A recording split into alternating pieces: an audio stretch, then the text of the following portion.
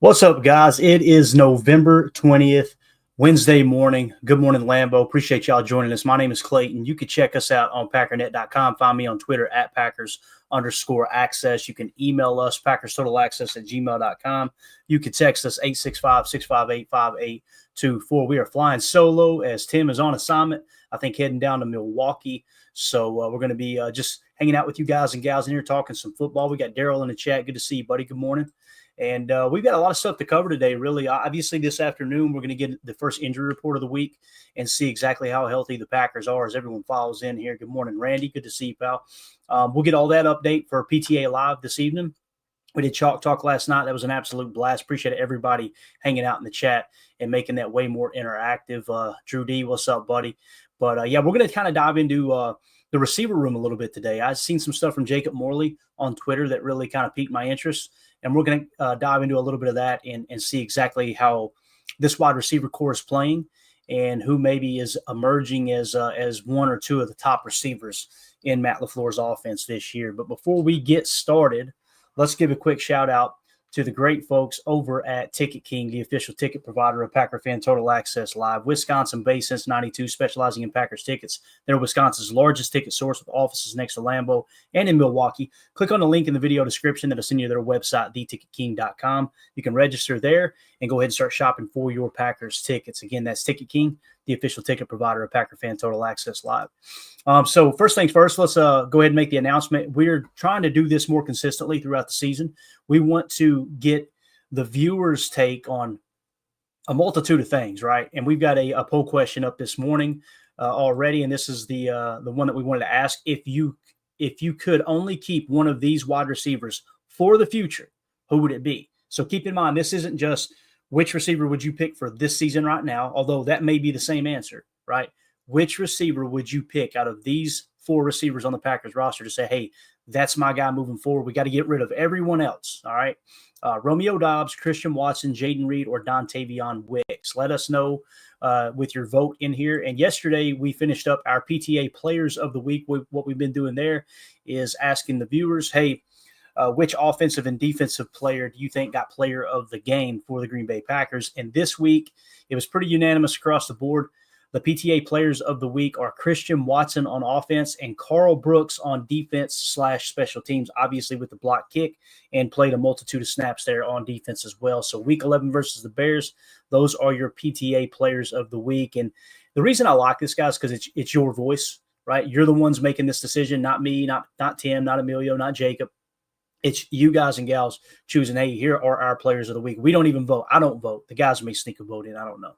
But I definitely don't. So, again, so it's Christian Watson and Carl Brooks this week. And I can't argue with that, man. I think that's probably who I would have voted for if I had voted in that for sure. Everybody's still filing in here. Appreciate y'all swinging through. If you would hit that like button on your way in. And let's get this party started. So we're going to get to wide receiver talk in a minute. I want to clean up the Patreon group real quick. If you guys are interested in joining our Patreon, just go to patreon.com/Packer Fan Total Access or scan the QR code in the upper right. That'll send you to the same location.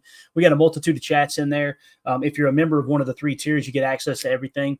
And the reason we've got three tiers, I was just going to keep it one, very cheap one, but people were asking, hey, how can I support the show more? So we just created three tiers there. If you want to be extra generous and support the show, you can do it that way as well. But we also do giveaways. We just gave away 2 Romeo Doubs autograph cards. As a matter of fact, we're still waiting for my boy to come forward here. What's his name again? Justin Connor. Still waiting to hear from him.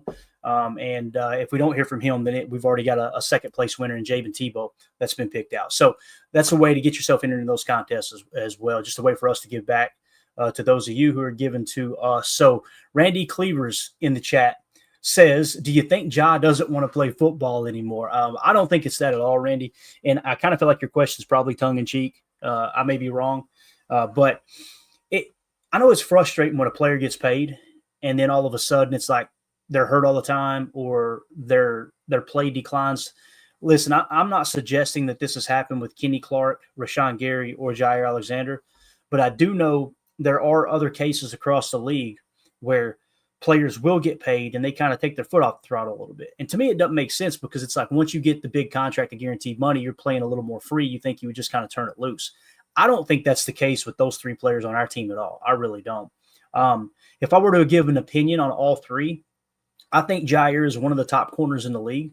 I just don't see cornerback as important as other positions. And what I mean by that is you should have a true three tech and a solid edge defender before you have corner. Now, you guys know I've been very vocal. I think Rashawn Gary is an excellent defensive end, an edge player, right? You know, in the 34, he was playing outside linebacker. We all had a big conversation about that last year. This year, he switched to the 4-3. You still see him standing up from time to time when he's rushing the quarterback. It's funny how nobody's mentioning that we're making a big deal out of it last year. But I think Rashawn Gary is a great edge player, and you overpay for great. You do. Kenny Clark, I've had an issue with, and if you were to remove the entire football aspect of Kenny, right, and just say him as a person, him as a leader in the locker room, you couldn't ask for a better player. I want to make that very, very clear. But if you've watched this show for some time now, we've been live for, I think, 2-3 years now. You heard us last offseason saying, man, we need a three tech. We need a defensive lineman. It was at the top of our list along with cornerback, ironically, right? And here we are talking about Kenny Clark and Jair Alexander underperforming. I wasn't sold on Kenny Clark being that guy moving forward. I just wasn't. Now, many people, they love Kenny as a person and they just kind of shrug it off. No, he's a great player. Do I think he's a bad football player? Absolutely not. I think Kenny is an excellent football player. Like, I think he is good at what he's asked to do. He's just not that true dominant three tech, right? We showed Chalk Talk last night. He's drawing double teams, and that's great, you know, because that created the one-on-one matchup for Rashawn Gary to get a pressure on the play where TJ Slayton got the sack and flush Caleb out of the pocket into TJ Slayton's arms, and then Rashawn Gary get the sack the very next play. So Kenny is making an impact on the game.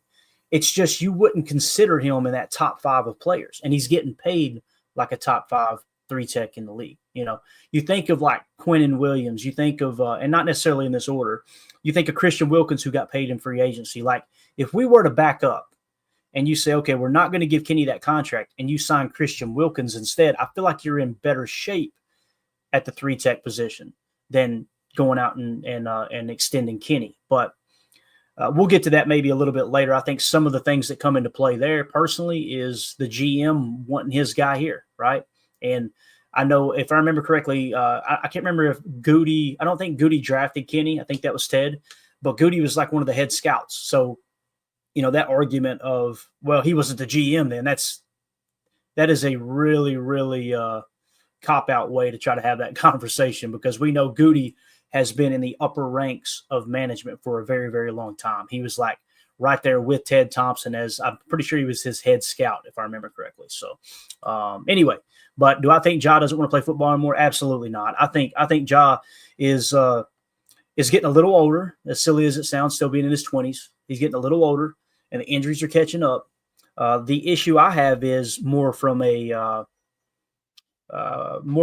priority standpoint of, I would rather not spend all that money on a cornerback. I would rather bolster that defensive lineup even more. When you look at the teams that are really dominant across the league, they've got a solid defensive line, right? And when it comes to defensive tackle, you've got like Devontae Wyatt, who's a great pass rusher, but like what we showed on Chalk Talk last night, he's still reckless in his rush lanes, which actually took out Kingsley Enagbare and freed up the entire left side for Caleb to rush for and convert one of those third downs on that scramble, right? So those things all pile up. I'm just looking for that dominant interior defensive line. Think of like a Dexter Lawrence in New York. I mean, phenomenal player, right? Like, and the way I see that too is, if you hadn't extended Kenny, you could go to the Giants and say, hey, listen, we're willing to give you top compensation for that guy. Imagine trading, and some are going to really not like this idea, but this is kind of how I look at the game. Imagine trading a first-round pick for a Dexter Lawrence. And most people immediately go, oh, they're not warranting that kind of draft capital. That's true. Most of the time you're seeing like a solid player is going for like a third or a fourth or a fifth. Be willing to overpay to pry someone away from a team like a Dexter Lawrence or even a Quinnen Williams, someone like that. Now, obviously it's going to take a lot to get them on the market, but those are the guys I'm talking about that are truly worth that top dollar. And let me ask you this. For the people that like to hold on to the first-round picks and they treat them like they're just absolute gold, would you be willing to trade LVN for a top 3 defensive tackle in the league? I know I would, right? And that's no shot at LVN. He's still a young player. He may still develop into a great player. Think of another first-round pick here. Go back a little bit. Darnell Savage. Would you have been willing to trade Darnell Savage, right, for a Dexter Lawrence or a Quentin Williams? Absolutely, right? So I'm not suggesting that deal could be put in place. I'm just simply showing it from a perspective standpoint. Like I'm not sold on, hey, let's overpay for one cornerback, because teams can scheme away from that, right? When you've got a true three tech, that's going to constantly be a thorn in the opposing quarterback's ass the entire game, that is huge. That's truly impacting the game.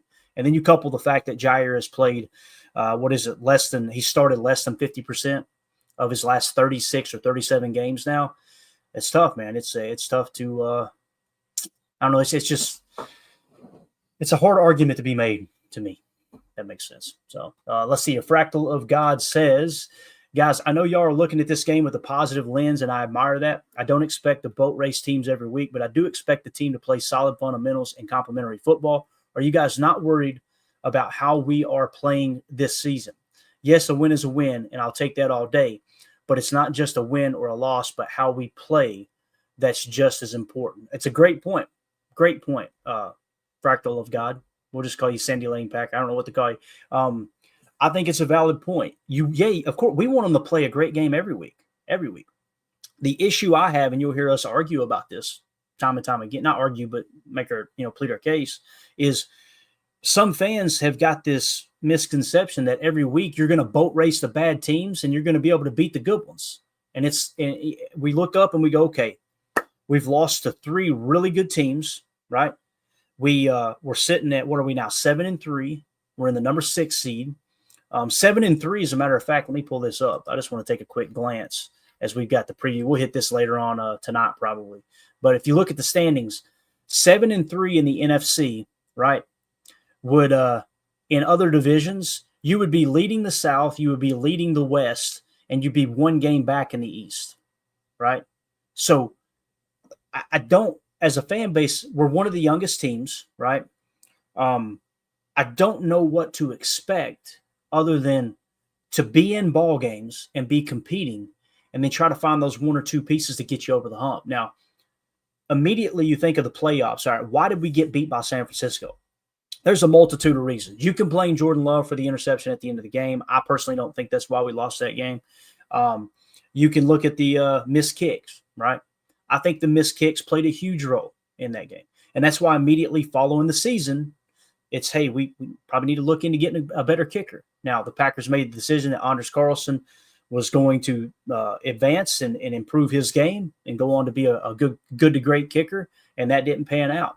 But that ended up costing you in that divisional round game against 49ers, right? So that's something that if you look now, we got Brandon McManus. That's a definite, no doubt about it, that's an upgrade, right? I think that's a huge upgrade from Anders Carlson to Brandon McManus. So you could check that off the list. Well, what else are we missing? What else are we missing? It always comes back to the top priorities on the roster. 3 tech, edge defender. You got the edge. You don't have the 3 tech yet, in my opinion. Middle linebacker will be tier 2. Cooper's looking like he might be that guy. The problem is we're holding on to Quay, right? And this goes right back to, remember the Savage argument. Listen, I don't ever want to come across as a fan or a part of a fan base that's like, we understand more about the game of football and the players, the roster building, if you will, than the front office. I don't ever want to come across like that, because it's not the case. You know, I don't understand player evaluation better than Brian Gutekunst. I promise you that, not even to this degree. But every fan was looking up at Savage going, why the hell are we keeping this guy? And then you slap the 5th-year option on him and pay him, what was it, $7 to $8 million for that 1 year? And it's like, boy, that money could have went a long way in free agency too. And he's playing bad football. So that's another example there of holding on to players too long, right? Or not necessarily holding on to them too long, but just not accepting the fact that, hey, we missed on that pick. Eric Stokes is another one, right? And Eric Stokes, obviously, you're going to keep him on the roster under that rookie contract, but you were still trying to start him at the first of the year. And everybody can see it's just not worked out. Maybe it was the injury, I don't know, but You got to get the best 11 out there. But as far as that staying positive and your question there, Sandy Lane Packer, um, I'm not going to be miserable over a loss. I'm just not going to do it. We looked at it. We looked at the negatives. We showed why Caleb broke contain, and everybody just not everybody. Many people will say, "Well, this defense is hot garbage. This is Joe Barry all over again." That is a bunch of BS. This is a totally different style of coaching.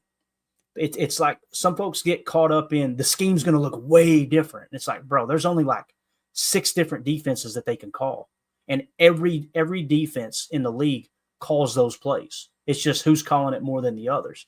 The big thing for me was, how are you going to rush the quarterback? Are you going to play more container? Are you going to go true one gap and just turn it loose and get up the field? Guys, there's teams every week. You've seen Jordan Love. The reason we won that game, one of the reasons we won that game, was Jordan Love buying time scrambling out of the pocket because they're rushing too hard up the field, right? And then you watch how we play, and we're playing more of a contained. Every now and again, we'll turn the dogs loose. Don't get me wrong. You see when they turn the dogs loose, Gary with that straight bull rush right into Caleb's lap. You got back-to-back sacks. And then you could see them trying to play that kind of that contain on the outside from time to time to keep him in the pocket. The problem is you had Devontae Wyatt wash him out. Another reason why we need a 3-tech, just my opinion. I was big on Devontae Wyatt. I think it was worth the draft pick. But now you cannot get caught up in this, hey, we really like Devontae Wyatt. We need to extend him and pay him top D tackle money. You can't do that just because it's your draft pick. Maybe he'll flash the rest of the year. I hope he does. But as of right now, I don't see him as the answer, as that true dominant 3-tech, personally. Let's see, Sandy Lane Packer again. Please help me understand just what the ass this franchise sees in Quay Walker. He was so bad in this game. We kind of hit on it. It's funny that was the next question. He's a first-round pick. If anyone is trying to convince themselves that Goody doesn't have influence on which players are getting playing time from time to time, they're kidding themselves. Goody may not have went to Matt LaFleur and said, hey, Quay better start. But in those conversations, and you create a working business, friendship, if you will, right? You got this working relationship between Goody and Matt LaFleur. I guarantee you that Matt LaFleur wants it to work out for Goody. You don't want to acknowledge the fact that you completely whiffed on a first-round pick. And we try to focus on positive aspects of people's games here. And the one positive that I've seen in Quay Walker personally, and we've talked about this, if you watch the show consistently, we've talked about this a lot. He can cover vertically better than any backer in the league. I feel comfortable saying that. If you send someone on a seam route or a post or even a corner route, Quay has the stride length. He has the foot speed to stay stride for stride with the receiver, believe it or not. Definitely a tight end. And when we run Tampa 2, that's the dude I want running the seam. The problem is everywhere else, he's so hesitant. If he plays top-down responsibilities and they try to go vert, he's going to cover them. He's going to be able to cover them. There's no doubt about it. The issue is everything underneath, he's very hesitant. And listen, I wouldn't go so bad and say he was so bad in this game, but we showed Andy Herman's cut up of the low light clips there. And it was bad, man. It was. In the run fit especially. You see Edgerrin Cooper. You see even Isaiah McDuffie. You definitely see Eric Wilson that when it's a running play, man, they shoot their shot and they're in the backfield. Quay's kind of, it takes him a minute to process. So, but yeah. Let's see here. Damon in the Patreon group said, what do you think it says that Enigbare and Cox got all of Preston snaps and LVN didn't get any of them? I have to look at the snap count again. I had it in here. I may have deleted it. No, we got it. Did we get rid of the defense? No, here we go. All right, let's take a look at it real quick. So you got Rashawn Gary and Kingsley Enigbare at 46 and 41. And then the next one at edge defender was actually Lucas Van Ness. So I'm not trying to call you out, Damon, but that's inaccurate that Brenton Cox Jr. got all of LVN's snaps. That did not happen. Brenton Cox Jr. got 22 snaps. LVN got 25. Listen, I was excited as anyone on that Brenton Cox Jr. sack, but when you look at the tape, there was nothing special there. They ran a naked bootleg, and Brenton Cox Jr. was basically Caleb Williams just turned around right into his lap. As Tim said last night, that was all halfway scheming right there. I mean, any edge defender in the league can get a free run at a quarterback with his back turned to him and then turning into you and make that sack. Again, he made the play. That's a positive, don't get me wrong. But there was a couple different plays that we didn't show on Chalk Talk where they'd run a read option, and what was he doing? His knock the whole time has been he plays somewhat reckless, and he's just crashing on the running back and not even playing the mesh point, right? And leaving Caleb open to take off and run. So I'm excited about the upside of Brenton Cox Jr., but to sit here and pretend like he played a dominant game, I have to respectfully disagree. And he did not get all of LVN's snaps. LVN got 3 more snaps than Brenton Cox Jr. Now, Kingsley Enagbare, the front part of your question here, Damon, Enagbare did. Enagbare got those snaps, right? I think it's well-deserved. I think Enagbare is a better pass rusher than LVN right now. Enagbare, I mentioned this a couple shows ago. If you go back to the year he was drafted, okay, and you look at the final consensus big board the year before, meaning the college football season wraps up and the next year Enagbare is going to be in the draft, okay, not that current draft, but the next draft. Enagbare was, I'm pretty sure he was the top edge defender in the entire draft. I remember that specifically because I kept calling him a Nagbar. I'm going, who's this a Nagbar guy, man? He's a stud. Then throughout the season, his last year in college, he drops, right? And luckily he fell to the Packers in the draft. And one of the reasons being is he's more of an edge defender and he's not just a complete defensive end, right? He's not as good at tackling, although I feel like he's improved that significantly since he got to the NFL. I think he's a better pass rusher than LVN. And again, it goes back to our original argument. We're treating first-round picks like that's a slam dunk pick. It's not, especially when you key in on RAS. And the Packers aren't keying in on RAS specifically, but, you know, the physical traits, the physical tools. LVN had everything. He has size. He has length. He has speed. He has acceleration and burst. He had strength. He torched the combine, right? He could play interior in a 4-3. He did it at Iowa. He could play on the edge if you needed him to, right? Now, we got to take into consideration that when we get impatient with these young players, you come out to 34 and you try to make him an outside linebacker. Now, if you'll go back and listen to our show, we were playing clips of Greg Cosell talking about, I'm hearing that they're going to play him at outside linebacker in Green Bay, and I don't understand that because he is a great interior defensive lineman, especially in the pass rush. So they immediately took him, and the Packers are notorious for this. Sometimes it works, sometimes it doesn't. Think of Demarius Randall. They'll take a square peg and try to fit it into a round hole, right? I wish they would have treated him, let him bulk up a little bit and be an interior defensive lineman. That's just me. I feel like his strength is run defense, right?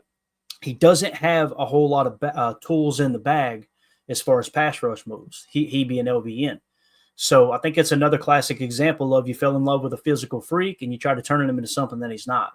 I would much rather them use him as an interior pass rush as opposed to on the edge. Maybe they'll shift to that. But again, to answer your question, Damon, I think that Enagbare is a more well-rounded player right now. And when people see that you took him later in the draft, you immediately think, okay, that shouldn't be. LVN's a bust and Enagbare is overperforming. I don't see it that way because, again, the year before he came out in the draft, he was listed as the top edge defender on the consensus big board. So just depends on how you want to look at it, really. You know what I mean? So great question, though. And again, when I answer these questions, I'm not saying I'm right and everyone else is wrong. This is my opinion. You're asking my opinion. I'm giving my opinion. We may disagree and you may be correct. That's just kind of trying to explain how I'm seeing it. Randy Cleaver says, what is wrong with the D-line? Why can't we get pressure? We've talked about it pretty extensively on here, Randy, especially on Chalk Talk. You're seeing a lot of touch spy up front. It's what you're seeing. Whether we agree with it or not, you're seeing almost every time we rush forward, there's one that's occupying a double team, and he's watching the rush lane. So you're really just bringing 3 when you think about it. Now, when we dial up a blitz, we've been hitting home early. Last week, we didn't hit home as much, although I think we sacked Caleb 3 times. Caleb Williams is a very mobile quarterback. I think everybody understands that now, right, after that game. Sacking him 3 times, and people immediately go, well, look at what he did in New England. They sacked him 9 times. Go compare the game plans. You compare the game plans. I told you guys before we played Chicago, I watched that all 22 with him playing against New England, and I'm going, listen, I'm not a Caleb defender, but I don't know what the hell they're expecting him to do here. because they had, I mean, it was just 3 routes, everyone covered up, and him holding the ball for 5, 6, 7 seconds and then getting sacked. It's like, I felt like it was bad scheme, but it was also bad quarterback play too. I don't expect this defense to just all of a sudden get a bunch of sacks. And again, it goes back to expectations. Like I think the issue, Randy, is in the offseason. Many people built this up like we're going to truly see this pass rush. Now, do you guys remember former players? And I'm not going to mention names because I'm not here to disrespect people, and they know more about football than me, I promise you. But former players saying, Kenny's going to eat this year. You watch. Oh, yeah. I talked to Kenny. He's ready to go. Kenny's going to eat. It's going to be a one gap and go. And I'm looking at it going, maybe I'm missing something. They're expected to all of a sudden break out a defense that doesn't exist in the league? Like, we were in a one gap approach the majority of the snaps last year. You can go back and watch it. When we're in a nickel 4-2-5 and they've got one back in the backfield, that's a one gap scheme.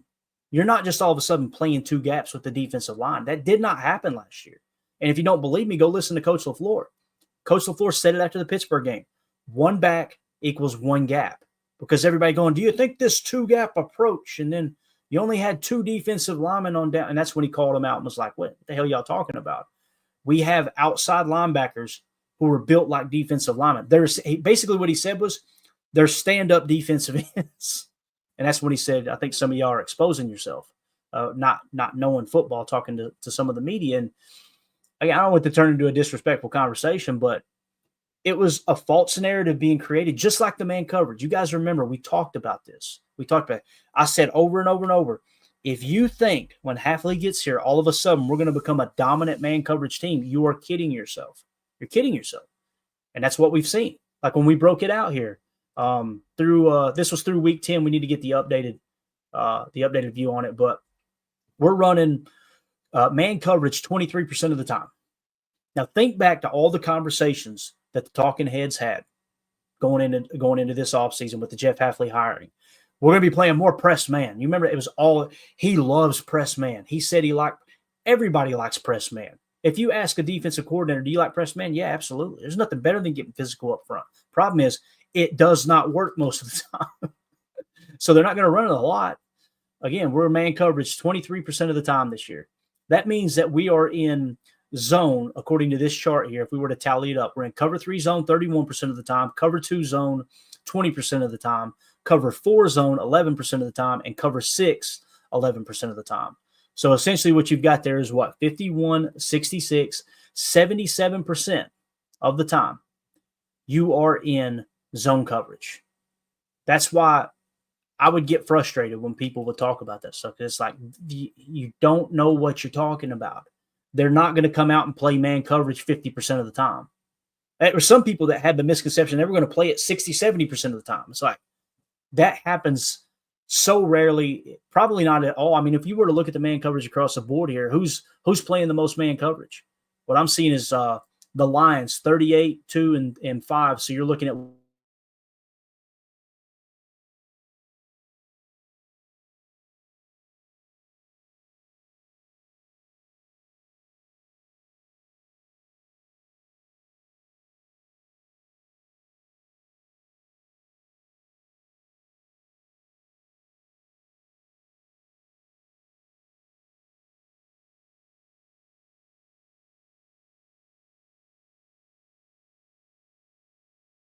keep the camera off for a little bit until we get this straightened out. But IROC. Can you still hear me, IROC? Confirm that you can hear me, buddy. We are having some connection issues. We good, guys? Can you hear? Just confirm that you got the audio. That's all we need. We'll stay rolling here with the camera off. But anyway, we'll keep talking as if you can here. Just wanted to point that out, though, and thanks to everybody in the Patreon group for the questions. Really, really appreciate it. We're going to continue to hit on those. All right, we're good on sound. Good deal. We'll continue to hit on those as we move through the year. And again, if you guys want to join the Patreon group, you can find that QR code in the upper right. There was also a Patreon question in our Chalk Talk questions part, but I think we answered it last night. I do want to give a shout out to the question, though. Damon Reb Wine said, I couldn't quit I couldn't quite catch it all live, but I feel like there's at least 3 of Caleb's runs where Coop was trailing him.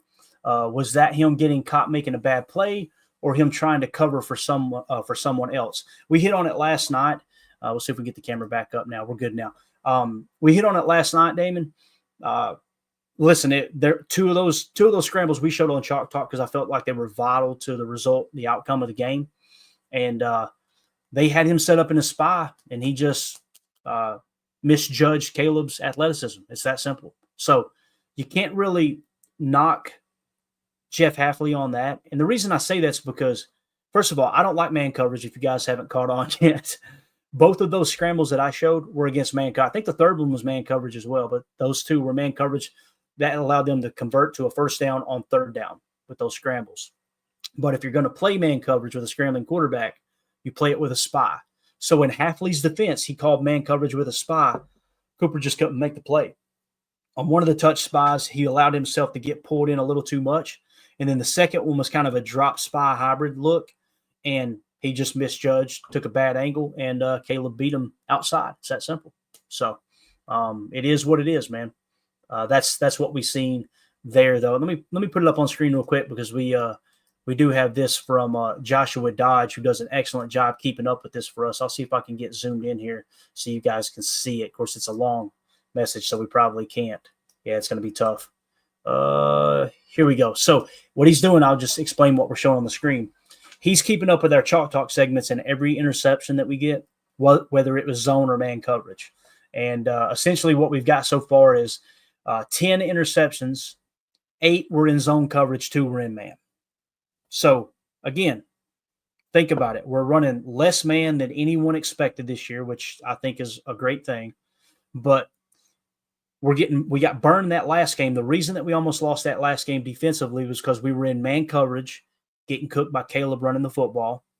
And then on top of that, you increase your chances, 4 times? You got 4 times the amount of interceptions in zone coverage than you do man. Stay in zone. Just stay in zone. When we played cover 6 yesterday, and we showed it a couple times, when we were in cover 6, Caleb didn't know whether to crap or go blind, so he would close one eye and fart. Like, you could tell he did not know how to read a cover 6 defense. And it's tough because you're taught too high shell, middle field open. Oh, crap. This quarter, this defensive back, most time a safety, is actually playing the hash. He's in a quarter look. Is this quarter or cover 2? By that time, you're thinking. And if you're thinking on the football field, you're cooked. That's just the way it goes. So, again, Josh Dodge, thank you so much, buddy, for keeping up with that in the chat there as well. So let's move on to wide receiver talk. Let's get to some positives here. I had somebody the other day in the chat. They said the wide receiver core is trash. You guys remember that comment? Yeah, this wide receiver core is trash. Let me show you some key statistics here, and I want to give a shout out to Jacob Morley. Jacob Morley is on fire. I've promoted him over and over and over on this show. One of the best follows on Twitter is Jacob Morley. This dude, when he tweets, it's either funny, it's entertaining, or it's a statistic that you go, wow, that's a really cool stat, and I had no idea of that, right? So he is just on fire on X. Make sure you give him a follow at Jacob Morley, one of my favorite follows on Twitter. He said Christian Watson versus Jalen Johnson last Sunday. You guys remember on Chalk Talk, I kept asking, is that Jalen? I'm pretty sure that's Jalen Johnson. When Jalen Johnson lined up on Christian Watson, Watson was targeted twice. He caught both of those targets for 85 yards, and his PFF receiving grade was 93.0. Guys, that's against their best corner, one of the best corners in the league. He led the league in interceptions. I think it was last year, if I remember correctly. So Christian Watson absolutely cooked their number one corner. I love that you can look at Christian Watson and go, I don't care if their number one corner's on him. I'm going to give my guy a shot. He dominated that game, no doubt about it. Here's the second screen grab. Jacob Morley again. Christian Watson is one of only 5 NFL players with a 60-yard reception in each of the last 3 seasons. So from 2022 to 2024, per the Packers dope sheet is the first source that he pulled there. Christian Watson is one of only 5 NFL players with a 60-yard reception in each of his last 3 seasons. When you're one of 5 at a key statistic like that, I'm telling you, he's starting to separate himself a little bit. And what's crazy is his numbers aren't gaudy because he hasn't gotten many targets. Like, I'm going to pop this off real quick and pull up NFL Pro and show you guys this, if I can get it on the screen without it freezing here on us. Let's check it out.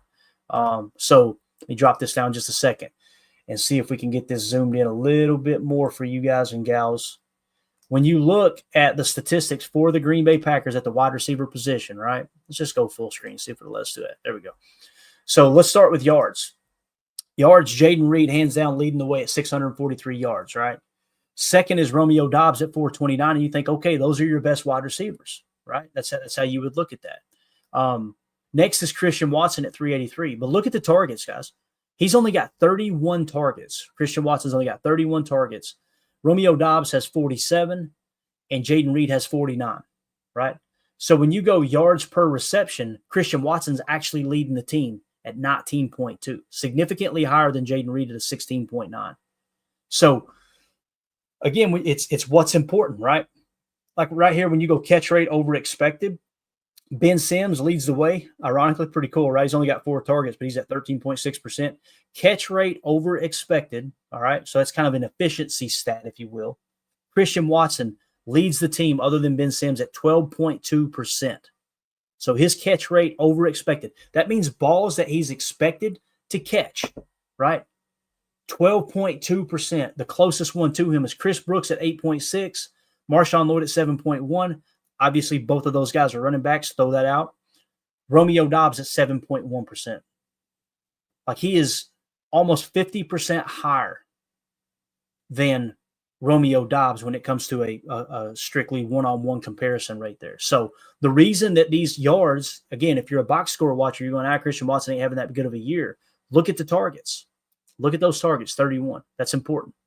When it comes to the entire team, he's 5th on the team in targets. Now, keep in mind, he's only played 9 games, so he did miss 1 game, so he is 1 game behind some of these guys. Of course, him and Romeo Doubs played the same amount of games, right? No doubt about that.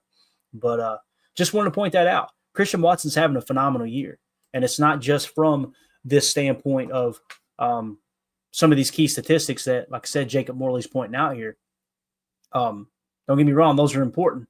But when you look at the target share, it's like Christian Watson's doing more with way less right now as far as getting opportunities to have the ball thrown to him. I think it's absolutely huge, man. Let's see. I rock in the chat. Christian Watson got that dog in him. Yes, sir. Yes, sir. Biz in the chat says, great content. I love a few other Packers channels for the fun and passion, but your team really get into the X's and O's. Stop the jet sweep inside the 10 ? You've been watching the show, haven't you? We are definitely anti-jet sweep inside the 20. Inside the 10, I think you hit it best there. Inside the 10. Inside the 20, sometimes you still got enough space that they got to cover that makes it a little more difficult, right? But you get inside the 10 and everything's so condensed, it just makes sense. You don't have 2 high safeties, right? They're going to be closer to the line of scrimmage and be able to play that jet sweep a lot easier. So, but appreciate the kind words there, man, and thanks for watching. We appreciate you. So another Christian Watson stat that came out from Jacob Morley. Check this out. Christian Watson, the first Packers player with 150-plus receiving yards in a game against the Bears since Jordy Nelson in Week 10 of 2014. 10 years ago, guys. 10 years ago, he put Bear Killer. So Christian Watson has now done something that no other Packers receiver has done against the Bears in a decade.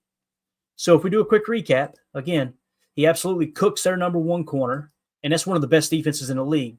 Everybody likes to say the Bears suck. We say it on here all the time. Their defense is damn good. We talked about that all week long. So he cooks their number 1 corner. Then he's one of only 5 players in the last 3 years to have a 60-yard reception, okay? And now we're comparing him to Jordy Nelson, something he's done against the Bears that only Jordy Nelson did. Just saying, man. All that can't be a coincidence, right? All that happening with a reduced target share too. And him not saying a thing, not complaining one time, and being effective in the running game by getting out there and blocking, as Emilio would say. He can block. Bro, this is Christian Watson to me. Again, we go back to our poll question we asked at the start of the show.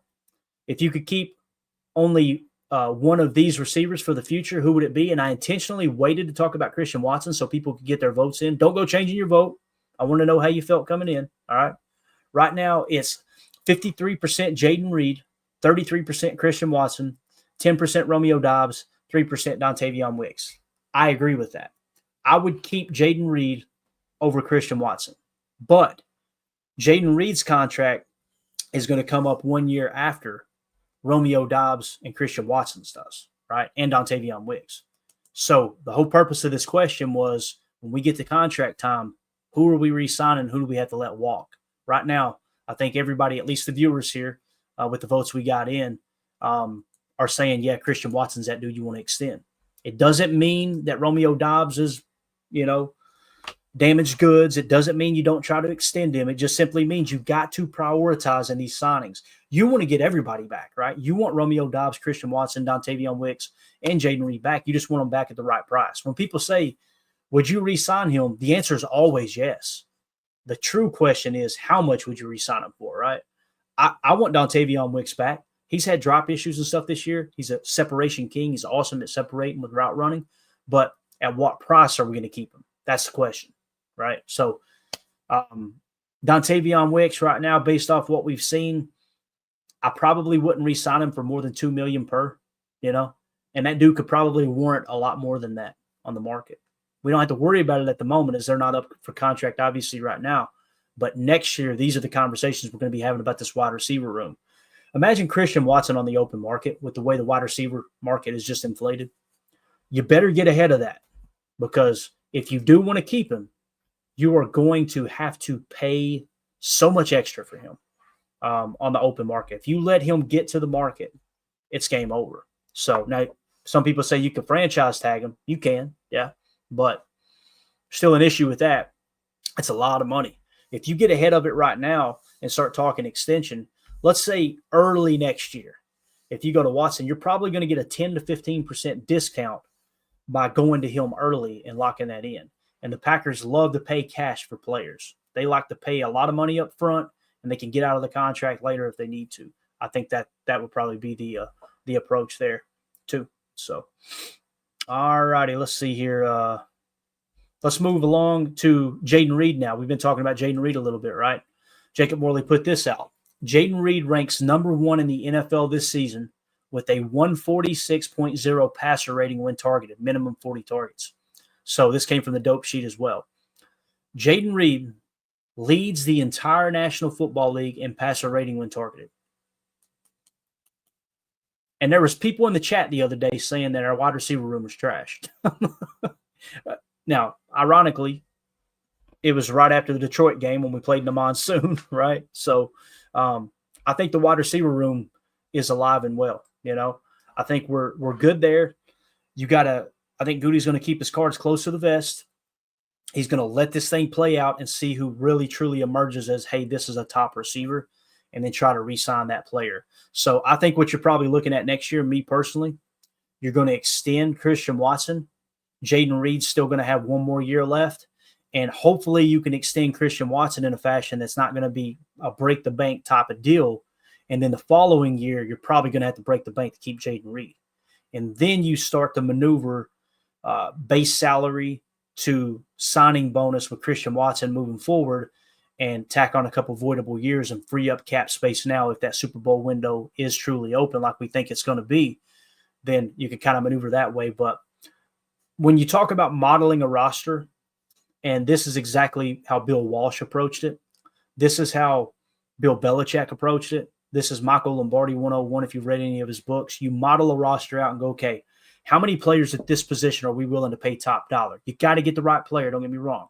But if you've got the right player and you think that's a top tier, that's a great player, you're willing to overpay for great, not overpay for good. For me, it's 2 receivers. You're willing to overpay for 2 receivers, okay? You try not to overpay for running backs, and they are not overpaying for Josh Jacobs. If you look at the results they're getting with him based off the money they're paying him, hell of a deal by Goody, in my opinion.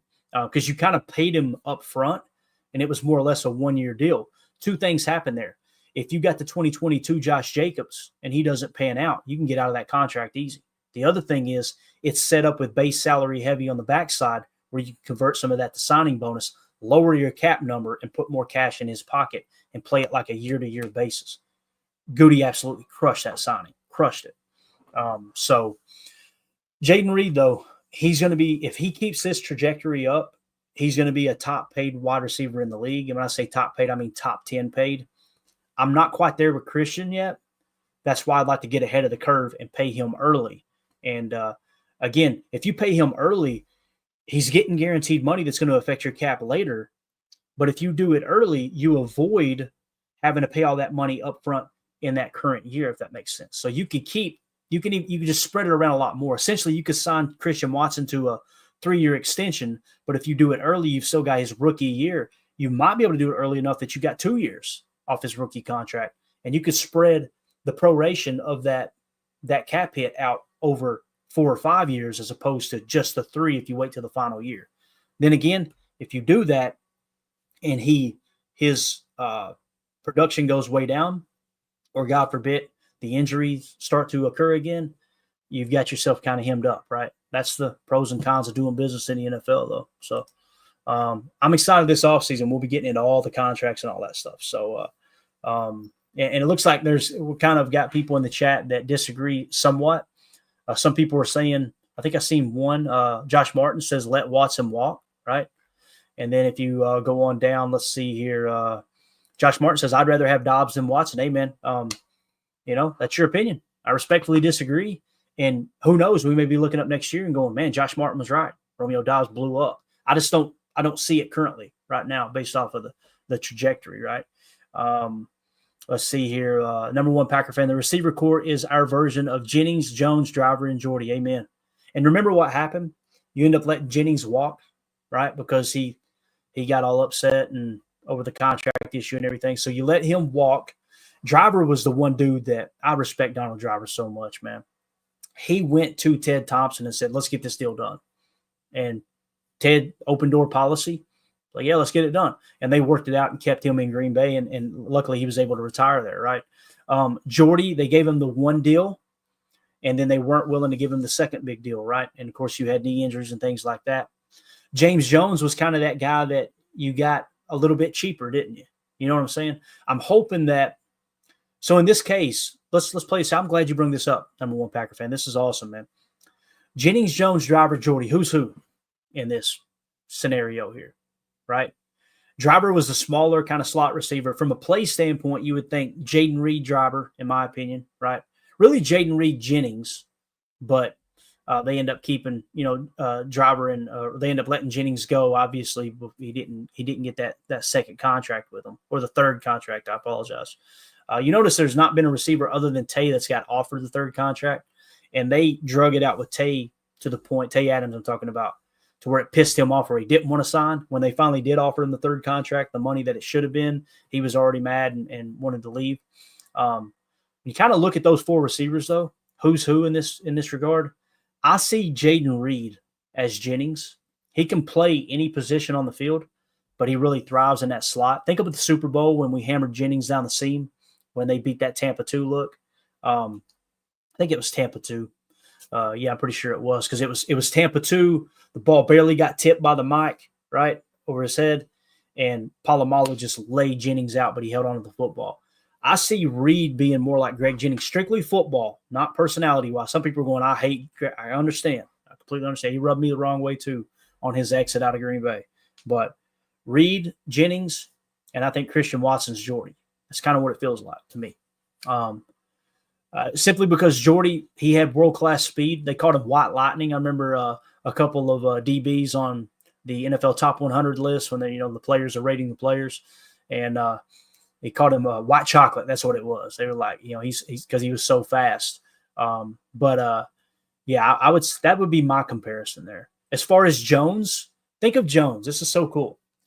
James Jones, strong, sure hands, right? Didn't have blazing speed. Had a knack for getting open and making strong hands catches. That kind of feels like Romeo Dobbs, does it not? So pretty cool to kind of draw those comparisons, no doubt. As far as separation, I don't feel like Dontavion Wicks is like any of these 4 receivers. He's more like Tay Adams early on in his career. Just could run every route on the tree to perfection, but doesn't have good hands. That was Devontae Adams early in his career. So that's why I don't want to give up on Tay Wicks. You know how bad it would suck if Tay Wicks left and then got the hands thing figured out and just absolutely blew up and became the next Devontae Adams somewhere else. I would be so mad at myself. So Professor Cakes, Jordy got that good old farm boy speed. He really did. I remember when they drafted him, I was watching the draft live, and they got him in the second round. I'm like, who is this guy? And then you start to read up on him, and he like broke all kinds of track and field records. I want to say in the state of Kansas, if I remember right. So, all right, guys, I think we've covered a lot here. We're at the 50-minute mark. We're going to go ahead and wrap up. My voice cannot handle. You can probably hear it getting weak. I can't handle talking by myself for over an hour. It just doesn't work out. But hopefully we get a little bit better idea of the wide receiver room and just how effective they're being.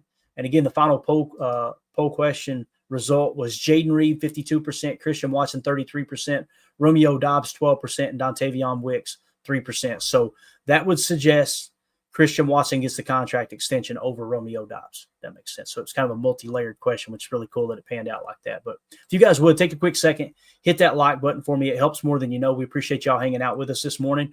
And we're going to be back tonight for PTA Live. We'll have you the very first injury report, and we'll start to talk about the injury situation for the San Francisco 49ers who are coming into Lambeau. We got a 3:25 Lambeau time kickoff. Going to be a lot of fun. I think the early forecast is cloudy. 44 degrees is the high, so it's going to be chilly at Lambeau, gloomy, just that perfect Lambeau field weather. And I know they're calling for snow, I think, today and tonight in that upper northeastern part of Wisconsin. So you guys bundle up if you're hearing my voice. I'm not sure if Milwaukee's getting any snow or not, but I think that I've seen something on the local Green Bay news here that they were calling for like 2 to 4 inches or something, possibly, if I was looking at it correctly. I think that's right. So you guys stay safe out there. Y'all know how to drive in that stuff. It's not like down here in the South. Listen, we know how to go mudding, baby.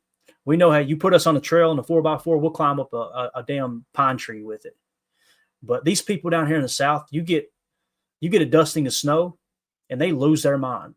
They don't know what's going on. So that's the way it goes, though. It's give and take, right? Again, if you would hit that like button on your way out, appreciate y'all hanging out with us. We will see you tonight for PTA Live, 7 p.m. Central. Sub to the channel if you like this content. If you don't, just pretend like we never met. We appreciate y'all swinging through. Everybody have a great day. Appreciate you.